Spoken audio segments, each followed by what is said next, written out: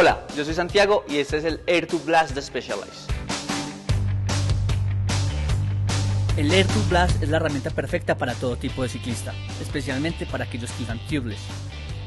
La herramienta consiste en una dosificación de aire a cierta presión y volumen.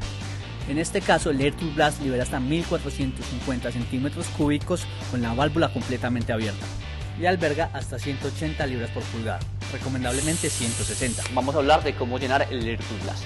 Lo único que debes hacer es retirar la tapa de la válvula superior y con la ayuda de un inflador de piso, darle los PSI necesarios para tu rodada.